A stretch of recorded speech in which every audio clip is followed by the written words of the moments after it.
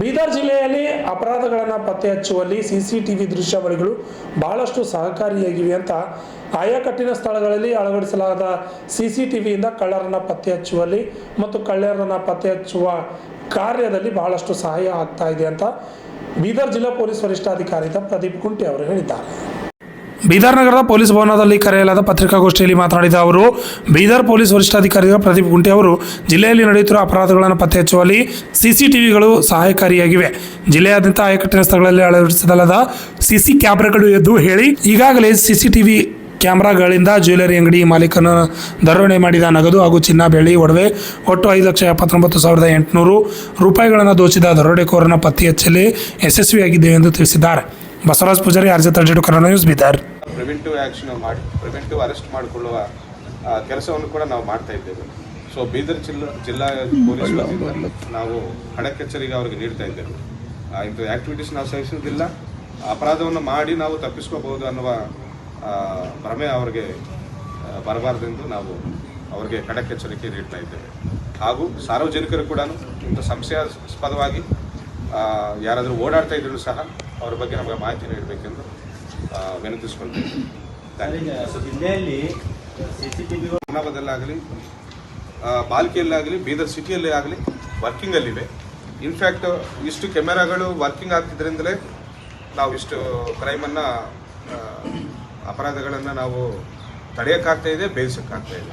ಅಂದರೆ ಮಾನಿಟ್ರ್ ಎಲ್ಲ ಸರ್ ಇಲ್ಲೇ ಕಂಟ್ರೋಲ್ ರೂಮ್ನ ಆಗ್ತಾ ಇದೆ ಸರ್. ಏನು ರೀ, ಈಗೆಲ್ಲ CCTVದು ಆ ಸ್ಟೇಷನ್ ಲಿಮಿಟ್ಸಲ್ಲಿ ಮಾನಿಟ್ರ್ ಆಗ್ತಾ ಇದೆಯಾ ಸರ್? ಕಂಟ್ರೋಲ್ ರೂಮ್ ನಮಗೆ ಸ್ಟೇಷನ್ ಲೆವೆಲು ಇದೆ, ನಮಗೆ ಕಮಾಂಡ್ ಸೆಂಟರು ಹಾಗೂ ಹೆಡ್ ಕ್ವಾರ್ಟರ್ಸ್ ಲೆವೆಲಲ್ಲೂ ಇದೆ. ಇನ್ನೂ ಕೆಲವು ಕ್ಯಾಮೆರಾಗಳನ್ನು ಕೂಡ ಹೆಚ್ಚಿನ ಸಂಖ್ಯೆಯಲ್ಲಿ ಅಳವಡಿಸಬೇಕಂತ ನಾವು ಆಗಿದೆ. ಸರ್, ಈ ಬಸವ ಕಲ್ಯಾಣ ಪ್ಲಸ್ ಇದರಲ್ಲಿ ಸೇರಿ ಎಷ್ಟು ಆರೋಪಿಗಳು ಸರ್? ಟೋಟಲ್ ಎಷ್ಟು ಅಮೌಂಟ್? ಬಸವ ಕಲ್ಯಾಣ ಪ್ರಕರಣ ಬೇರೆ, ಈ ಪ್ರಕರಣ ಬೇರೆ. ಬಟ್ ಎರಡು ದರೋಡೆ ಪ್ರಕರಣಗಳಾಗಿದ್ದರಿಂದ ಇವತ್ತು ನಾನು ಇದನ್ನು ಪ್ರಸ್ತಾಪಿಸಿದೆ. ಬಸವ ಕಲ್ಯಾಣ ಪ್ರಕರಣದಲ್ಲಿ ಒಟ್ಟಿನಲ್ಲಿ 6 ಆರೋಪಿಗಳನ್ನು ನಾವು ದಸ್ತಗಿರಿ ಮಾಡಿದ್ದೇವೆ.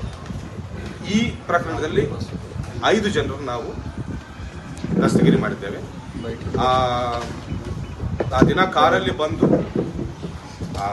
ಬೈಕಿಗೆ ಡಿಕ್ಕಿ ಹೊಡೆದು ದಾಳಿ ಮಾಡಿ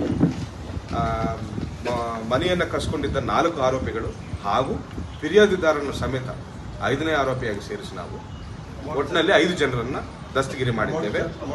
4,96,640 ರೂಪಾಯಿ ಕಳ್ಕೊಂಡಿದ್ದು ಅಷ್ಟು ಸುಲಿಗೆ ಆಗಿದೆ. ಈಗ ರಿಕವರಿ ಆಗಿದ್ದು 4,02,580 ರೂಪಾಯಿ.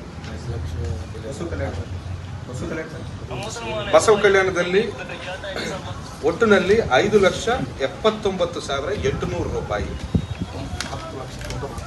ಅಂಡ್ ವೆಹಿಕಲ್ ಉಪಯೋಗಿಸಿದ ವೆಹಿಕಲ್ ಅದೆಲ್ಲ ಸೇರಿಸಿ, ಅದರಲ್ಲಿ ಕೂಡ ಗೋಲ್ಡ್ ಎಲ್ಲ ರಿಕವರಿ ಆಗಿದೆ, ಬೆಳ್ಳಿ ಕೂಡ ರಿಕವರಿ ಆಗಿದೆ, ಕ್ಯಾಶ್ ಕೂಡ ರಿಕವರಿ ಆಗಿದೆ.